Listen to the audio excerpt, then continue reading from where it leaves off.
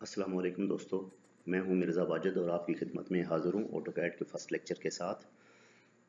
ये मेरा जो ऑटोकैड का ये जो लेक्चर है ये मेरे बिगनर्स दोस्तों के लिए है जो इंडिया और पाकिस्तान, बांग्लादेश और जहाँ पे भी रहते हैं और वो उर्दू और हिंदी को आसानी से समझते हैं। ये लेक्चर्स उनके लिए बहुत फ़ायदेमंद है और स्पेशली जो लोगों का फ्यूचर में ये प्लानिंग है कि वो ऑटोकैड सीखने के बाद Saudi Arabia, Bahrain, Dubai, Qatar वगैरह में आके जॉब करना चाहते हैं, तो मैं आप दोस्तों को यहाँ के एक्सपीरियंस के हिसाब से ऑटोकैड भी सिखाऊंगा और उसके बाद जो है वो यहाँ पे कैसे प्रैक्टिकली ड्राइंग्स कैसे बनाई जाती हैं वो सारा तरीका जो है वो मैं आपको बताऊंगा और आपके साथ अपना एक्सपीरियंस शेयर करूंगा।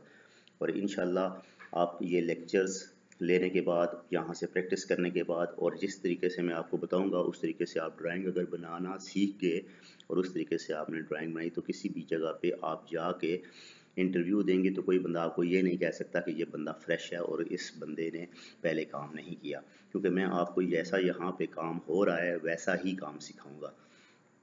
तो फर्स्ट ऑफ ऑल हम शुरू करते हैं। मैं बहुत आसान अंदाज में आपको सिखाऊंगा और ये बहुत इजी होगा आपके लिए। इंशाल्लाह ऑटोकैड 2D सीखेंगे पहले और इसके बाद जनाब मैं आपको ऑटोकैड 3D सिखाऊंगा और उसके बाद फ़ोटोशॉप सिखाऊंगा और आपको ये भी सिखाऊंगा कि ऑटोकैड की फ़ाइल को एलिवेशन को या प्लान्स को फ़ोटोशॉप की फ़ाइल में किस तरह इंपोर्ट करते हैं और उसमें किस तरह आगे काम करते हैं, उसमें ग्रास कैसे लगाते हैं, प्लांट्स कैसे लगाते हैं और ट्रीज़ वगैरह और उनको शेडोज़ वगैरह कैसे देते हैं, इवन के कलर्स वगैरह भी सम टाइम जो है वो कैसे करते हैं। तो ये सारी चीज़ें हम इंशाल्लाह डिटेल में पढ़ेंगे, आप मेरे साथ रहिएगा। तो आज जो है ये फ़र्स्ट लेक्चर हम शुरू करते हैं। तो इसमें मैंने थोड़ा सा आपके लिए ये कुछ चीज़ें डिवाइड की हैं कि हम जो है ये चीज़ें 8 कमांड्स हम इंशाल्लाह आज पढ़ेंगे। हर लेक्चर में हम जो है इस तरह पढ़ेंगे, क्योंकि ये फर्स्ट लेक्चर है, इसमें ये कमांड्स हैं भी आसान हैं, तो इसलिए हमने ये तकरीबन 8 कमांड सेलेक्ट की हैं। और इसके बाद जो है वो अगर आगे जाएंगे तो जो जो कमांड्स मुश्किल होंगी तो हम उसको थोड़ा कम कर लेंगे, ऐसे करेंगे जो जितना आप आसानी से जिसको प्रैक्टिस कर सकें। तो सबसे पहले आपने अपने लिए पेपर सेलेक्ट करना है, उसकी लिमिट्स होती हैं। ठीक, जब आप पेपर सेलेक्ट करते हैं तो सबसे पहले आपने करना है MV सेटअप। MV सेटअप में आपने जाना है तो आपने ये जो कमांड बार है इसमें लिखना है MVSETUP, MV सेटअप। फिर इसके बाद आ गया इनेबल पेपर स्पेस, हमने इसे इनेबल नहीं करना, आपने इसको नो कर देना है। फिर आपने वो कहता है कि इंटर यूनिट टाइप, तो क्योंकि मे बी इंडिया में और पाकिस्तान के अंदर आर्किटेक्चरल यूनिट्स या इंजीनियरिंग यूनिट्स यूज़ होते हैं, लेकिन यहाँ पे हमने इसको मैट्रिक यूज़ करना है। इसके बाद यहाँ पे आ गया है कि एंटर द स्केल फैक्टर। तो स्केल फैक्टर जो है मोस्टली यहाँ पे जो यूज़ होता है वो 1:100 इस्तेमाल होता है, तो हम इसको 100 यहाँ पे लिख देंगे। इसके बाद आपने इसको एंटर करना है, आपने इसको लिखना है। फिर कह रहा है कि एंटर द पेपर विड्थ और पेपर की हाइट, तो आपने विड्थ में लिख देना है 1189। 1189 इंटर किया, फिर वो हाइट मांग रहा है इसकी, तो आपने देनी है 841। 841 आपने इसको हाइट दे दी। तो ये देखा आपने कि यहाँ पे एक रेक्टेंगल जो है ये अपीयर हो गया है। तो जब ये एक रेक्टेंगल अपीयर हो गया तो इसका मतलब ये है कि ये हमारे पास A0 पेपर है। ठीक, हमने जो भी काम करना है इसके अंदर काम करना है, अगर इससे बाहर चला जाएगा तो वो फिर जो है वो प्रिंट नहीं होगा। अब ये पेपर के साइजेस भी मैंने आपके लिए लिखे हैं कि ये पेपर साइज़ हैं, ये मोस्टली जो कैड की हद तक इस्तेमाल होते हैं वो ये 3 पेपर्स इस्तेमाल होते हैं। उनमें से ज़्यादातर A0 का पेपर इस्तेमाल होता है, फिर उसके A1 भी इस्तेमाल होता है और A2 तक इस्तेमाल होते हैं और सम केसेस में A3 पेपर इस्तेमाल होता है। और ये समझ लें कि ये 4 जो पेपर साइजेस हैं A0, A1, A2, A3, ये जो 4 साइजेस हैं ये ड्राइंग्स के लिए इस्तेमाल होते हैं, प्रिंटिंग के लिए। और जो A4 पेपर है ये जो है ये लेटर्स वगैरह के लिए इस्तेमाल होता है, ये ड्राइंग की प्रिंटिंग के लिए इस्तेमाल नहीं होता। तो जैसे हमने सबसे पहले हमने ये अपना एक पेपर बना लिया है इसमें क्या करेंगे कि हमने जो अपना पेपर सेलेक्ट किया है इसके एमवी सेटअप के हमने प्रोसेस मुकम्मल कर लिया। अब इसके बाद हमने लगानी है लाइन। हम लाइन लेके आएंगे, ठीक है। तो इसके लिए 2-3 ऑप्शंस है। देखें, एक तो ये है कि होम में आप जाएंगे, यहाँ पे लाइन है, ठीक। तो यहाँ से आप इसको सिलेक्ट करें, आप इसे क्लिक करेंगे तो ये आपके पास लाइन आ गई। आपने फर्स्ट पॉइंट ये दे दिया, नेक्स्ट पॉइंट आपने ये दे दिया, फिर आपने ये दे दिया, ये आपने ये दे दिया, फिर आप ऊपर चले गए, फिर आप ये दे दिया, फिर आप ये दे दिया। अब आप देखेंगे कि ये लाइन तो स्ट्रेट लग रही है। ये देखें, ये भी लाइन स्ट्रेट गई है, ठीक है। ये भी स्ट्रेट ही है, ये भी स्ट्रेट है, यानी कि या तो लाइन ये हॉरिजॉन्टल लग रही है या वर्टिकल लग रही है, ठीक। तो अब हम चाहते हैं कि हम लाइन को किसी एंगल में लगाएं, ठीक। तो उसके लिए आपने क्या करना है कि लाइन की कमांड, हाँ, लाइन की कमांड एक तो आपने यहाँ से सिलेक्ट कर लिया, दूसरा आप कीबोर्ड पे L इंटर करेंगे तो ये आपको ऑप्शन दे देगा, कीबोर्ड से भी आप इसको यूज़ कर सकते हैं। लेकिन जब आप प्रोफेशनली काम करेंगे फील्ड के अंदर आके तो फिर आप शॉर्ट कीज़ ही इस्तेमाल करेंगे। तो L आपने इंटर किया, फिर आपने इसको क्लिक किया, ये देखें ये आपकी लाइन जो है वो स्ट्रेट जा रही है। तो अब आपने क्या करना है, आपने कीबोर्ड पे देखें F8 होगा, F8 को आपने प्रेस किया, ठीक। तो ये लाइन आपकी जिस भी एंगल में चाहें टेढ़ी लाइनें आप लगा सकते हैं, ये लाइनें ये।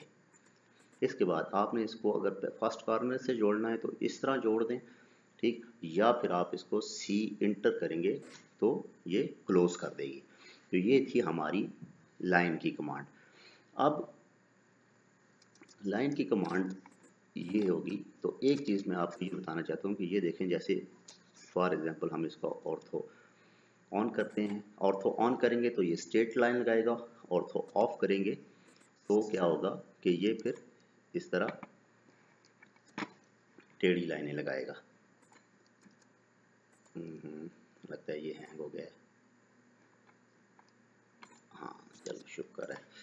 ये F8 प्रेस करें, अगेन हैंग हो गया है, वेट करते हैं।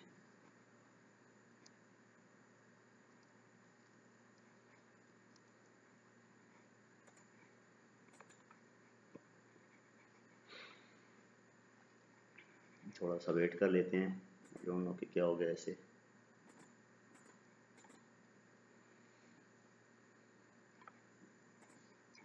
चलो ठीक। तो ये हो गया, आपने ये प्रेस किया तो ये देखें ये आपकी एंगल में लाइंस लग रही हैं, ये ठीक।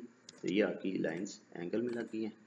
अब आपने नेक्स्ट क्या करना है कि बाज़ औक़ात क्या होता है कि जब आपने नया ऑटोकैड इंस्टॉल किया तो नए ऑटोकैड में क्या होता है कि ये जो ऑब्जेक्ट स्नैप सेटिंग है, ठीक है, ये देखें एंड पॉइंट, मिड पॉइंट, ये चीज़ें क्लियर होती हैं, यहाँ पे कोई चीज़ नहीं लगी होती।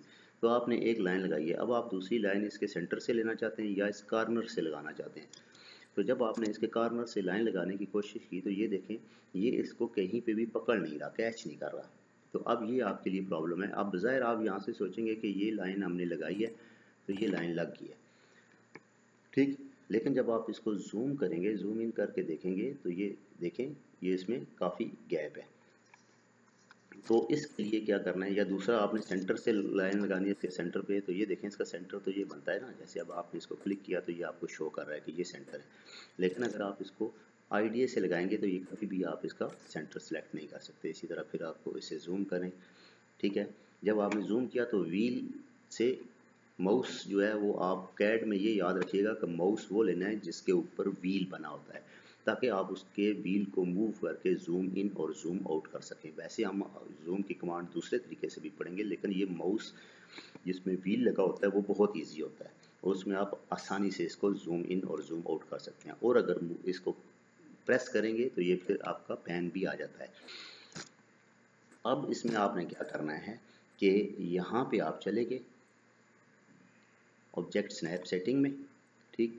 आपने इसको क्लिक किया ऑब्जेक्ट स्नैप सेटिंग में, या तो आप यहाँ पे चले जाएं, ठीक, यहाँ से जाके ऑब्जेक्ट स्नैप में ये and point, mid point, perpendicular, nearest, ये आपने सिलेक्ट कर लिए। अगर आप यहाँ से नहीं सिलेक्ट करते तो आप यहाँ पे चले जाएं।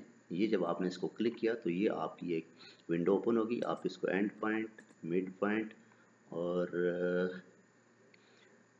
परपेंडिकुलर और नियरेस्ट, ये आपने इसको सिलेक्ट कर लिया। ठीक, तो अब ये चीज़ें आपकी होगी। अब आपने जब लाइन लगानी है तो ये आपके लिए कोई इशू नहीं है। आपने कहाँ से मिड से पकड़ना है, ये मिड से पकड़ लिया। और नियरेस्ट का मतलब ये है कि आप किसी भी पॉइंट से पकड़ना चाहें। ये देखें, ये नियरेस्ट है, कहीं से भी पकड़ सकते हैं। यहाँ से पकड़ा, इस लाइन के सेंटर में लगाना है, मिड में, तो ये देखें ये इसने मिड पकड़ लिया। अब आप इसके मिड में लगाना चाहते हैं तो ये देखें ये इसका मिड बन गया। ये एज को यहाँ से लगाना चाहते हैं, इस एज को इस एज से जोड़ना चाहते हैं, तो ये आपकी ऑब्जेक्ट स्नैप सेटिंग से जाके ही मुमकिन है। आपने एक तो ये कर लिया। ठीक, दूसरी बात ये है कि बस जब आप नया ऑटोकैड इंस्टॉल करेंगे तो ये जैसे ये लाइन लगी हुई है, अब आपने इसको इरेज करना है। इरेज की कमांड के लिए ई एंटर है, या आप यहाँ पे चले जाएं मॉडिफाई में, तो मॉडिफाई के अंदर भी आपको ये चीज़ें मिल जाएंगी। यहाँ पे ये इरेज है, ठीक है। यहाँ तो आप इसको इरेज को यहाँ से सिलेक्ट कर लें और यहाँ पे आके ये देखें ये पिक बॉक्स है। ये जो चीज़ है ये इसको पिक बॉक्स कहते हैं। पिक बॉक्स का साइज़ देख लें, तो आपने इसको सिलेक्ट किया तो आपने इसको यू इंटर करके आपने इसे इरेज कर दिया। बाज़ औक़ात क्या होता है कि जब आपने नया ऑटोकैड इंस्टॉल किया तो ये पिक बॉक्स का साइज़ बहुत छोटा होता है या बहुत बड़ा होता है, तो आप इसे अपनी मर्ज़ी का रख सकते हैं। वो कैसे करना है आपने, उसके लिए आप ऑप्शन ओपी किया, ऑप्शन आ गया, आपने इसको क्लिक किया तो ये आपके ऑप्शन की बार खुल गई। ऑप्शन की विंडो जब खुली है तो इसमें आप देखें फाइल है, डिस्प्ले है, ओपन एंड सेव है, पब्लिश है, so and so and this is the selection. ये आप सिलेक्शन में आ गए। तो सिलेक्शन में आके ये देख लें, अगर आपने इसको बड़ा कर दिया, अप्लाई किया, ओके किया, तो ये देखें कि ये आपका कर्सर का साइज़ बड़ा हो गया। अब अगर आप इसको इरेज करने के लिए करते हैं तो ये देखें आपका पिक बॉक्स का साइज़ कितना बड़ा है। अगर आप इसको, बाज़ औक़ात क्या होता है कि ये बहुत छोटा हो जाता है। ठीक, ऑप्शन में गए हैं, नया ऑटोकैड आपने इंस्टॉल किया है तो पता लगा है कि ये बहुत ही छोटा हो गया, तो आपको बहुत सारी लाइंस सेलेक्ट करनी होती हैं, तो फिर आपके लिए ये मुश्किल हो रही है कि ये तो बहुत छोटा हो गया। तो इस साइज़ को भी जो है ना, आप यहाँ से जाके इतना रख सकते हैं कि जितना आपको, आप उसे आसानी से जो है यूज़ कर सकें। जो भी आपको पसंद है, जितना भी आपको साइज़ इसका रखना चाहते हैं आप इसे रख सकते हैं। तो ये इसकी सेटिंग हो गई, ये हो गया जनाब। अब एमवी सेटअप हो गया है, लाइन हो गई है, इरेज की कमांड हो गई है। इरेज की कमांड के लिए मैंने आपको बता दिया है कि या तो आप यहाँ से जाके इरेज ले लें, या आप इसको ई इंटर करेंगे तो ये इरेज की कमांड ले लेगा। फिर आ जाता है पॉली लाइन। पॉली लाइन का ज़्यादातर मकसद जो होता है, पॉली लाइन हम यूज़ करेंगे, एक तो आप जब किसी भी रूम का, किसी जगह का एरिया लेंगे तो आप पॉली लाइन इस्तेमाल करेंगे, या आप जब 3D बनाएंगे तो उसमें जो है वो आपको पॉली लाइन की ज़रूरत पड़ेगी। तो पॉली लाइन और सिंपल लाइन में फ़र्क क्या होता है वो पहले मैं बता दूं। ये देखें, ये आपने सिंपल लाइन ली है, ये आपने सिंपल लाइन ले लिया है और ये आप इसको यूं लगाते जा रहे हैं, यूं लगाते जा रहे हैं। ये आपने इसको क्लोज करना है, या तो मैनुअल इसको जोड़ दे, या सी इंटर करेंगे तो इसका मतलब है क्लोज है, ये पहले पॉइंट से क्लोज हो जाएगी। अब आप इसके एक एक पार्ट को के पास कर्सर लेके जाएं, ये देखें ये एक अलग से हिस्सा है। अगर आपने इसको इरेज करना है, आपने इसे इरेज किया, सिर्फ ये इतना पार्ट जो है वो इरेज हुआ है।